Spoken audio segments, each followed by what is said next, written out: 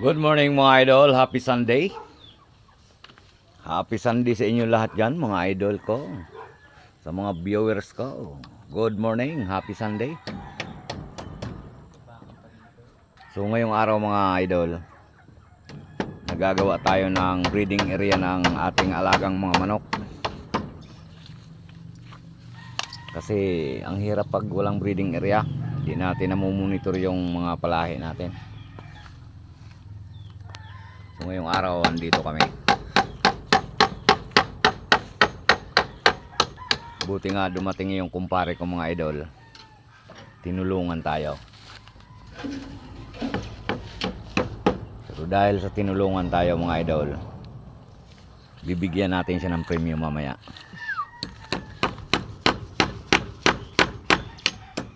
So nagkatay ako dyan ng isang inahin mga idol. Yan. Nagkatay ako ng isang inahin. Ginataan ko sa papaya. So PD na yon. So ayan, kumukulo na, iniwan ko dun sa ating saingang pang probinsya mga kamanoy. Kaya dito sa shop ko, natutuwa ako dito gawa ng maubusan ka ng gasol, pwede kang magluto sa kahoy. Hindi pares dun sa bahay na magpauso ka lang kunti, sisigawan ka na ng mga kapitbahay mo. Anong tawag nga doon sa ating pare? Soul Division? Soul Division. Soul Division. Sabi ni Dodo, ayaw kong magtrabaho sa Soul Division kasi nasakit ang paa ko sa sapatos, bawal ang hindi nakasapatos. Sabi ko, anong pangalan? Sa mga Soul Division ba? Ang subdivision, Soul Division. Nako po, na tao na 'yon. So ayan mga idol, araw ng linggo ngayon, ito yung gawa natin. Bukas doon tayo sa mall. Itutuloy natin yung ginagawa natin doon sa mall. Para naman, sabi nga, magkaroon naman tayo ng money. Ang hirap kaya mga idol ng walang money. Nel, lagari. May Uy. money ka nga, wala kang money. Kaya nga eh, Lonely. wala na tayong juwa, wala pa tayong money. Nako. So ay mga idol yung linuluto natin. Ginataang manok.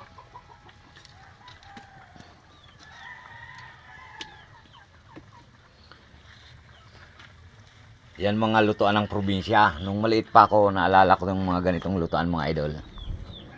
Dito kami pinalaki sa ganitong lutuan. Pero ang sarap naman ng ang sarap naman ng kanin pag dito ko nagluto. Ang problema nga lang mga idol, mga kamanoy, medyo mauling. Kaya nagbukod tayo ng kaldero at kawali na para dito talaga.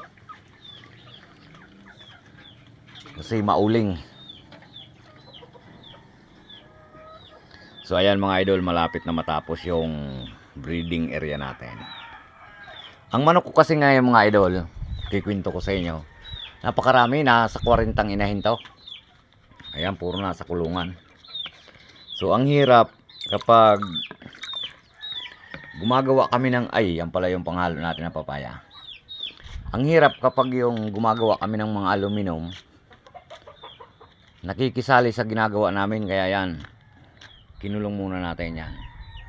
Hanggang doon yung mga kulungan na yun, puno yun.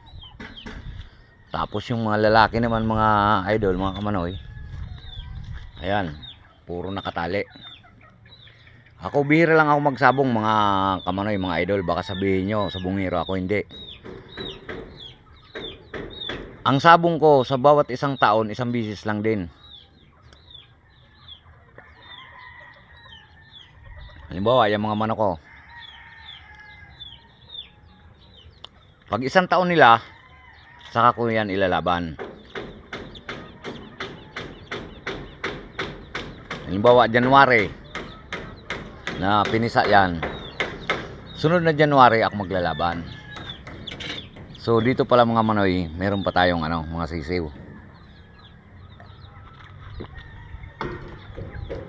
So hindi ako yung pares ng iba na linggo-linggo nagsasabong, buwan-buwan nagsasabong, hindi tayo ganon.